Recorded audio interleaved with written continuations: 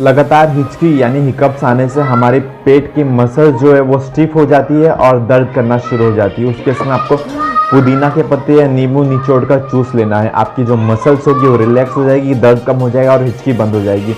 Full length में video चाहिए तो यूट्यूब सिलेक्ट करें यहाँ से। और कुछ डाउट है कमेंट बॉक्स में कमेंट कर सकते हैं। धन्यवाद।